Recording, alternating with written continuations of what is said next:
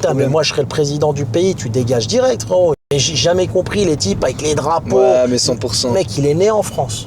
La France lui donne le RSA. La France le soigne quand il a mal aux dents.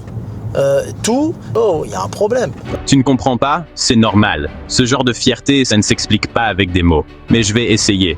Le drapeau algérien, ce n'est pas juste un tissu vert, blanc et rouge. C'est un symbole fort, un concentré d'identité, de culture, de courage. Nelson Mandela a dit à propos de l'Algérie, « L'Algérie est le pays qui m'a fait un homme.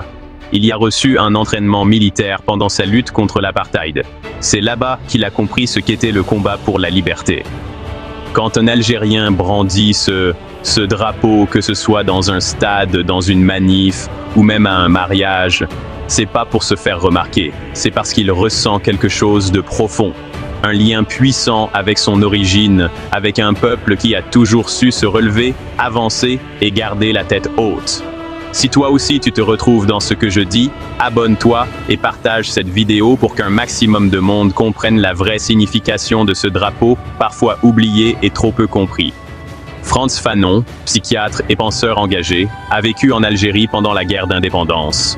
Il écrivait que la lutte du peuple algérien était l'une des plus nobles expressions de la dignité humaine. Ce drapeau, c'est l'esprit d'équipe, même quand t'es seul.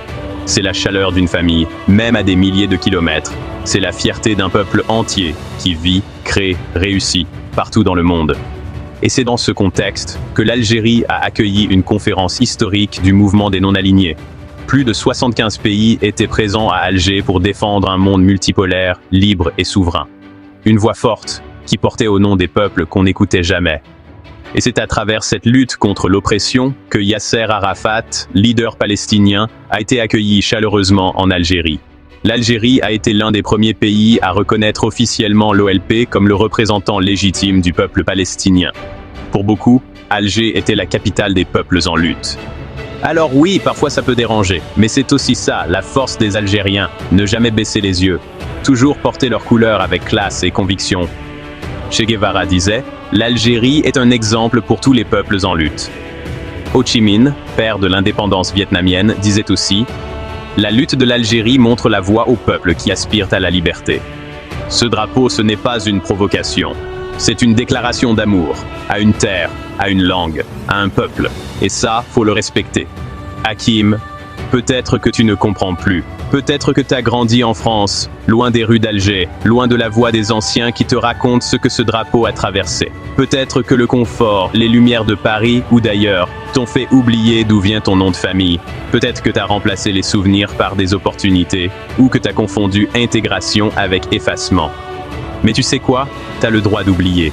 Ceci n'est qu'un rappel. Mais t'as aussi le droit de te souvenir. Et ne reproche pas aux autres l'amour du drapeau. Car ce drapeau, que tu regardes de loin, il t'appartient autant qu'à celui qui le porte à bout de bras, dans une manifestation. Il représente tes racines. Il représente ce que tes ancêtres ont porté, ce que d'autres ont défendu, et ce que des peuples entiers respectent encore aujourd'hui. Alors ne sois pas gêné par cette fierté. Essaie juste de la comprendre. Et peut-être qu'un jour tu verras ce drapeau, non pas comme un symbole du passé, mais comme un rappel de ce que tu es, profondément, et de ce qu'il t'a permis de devenir.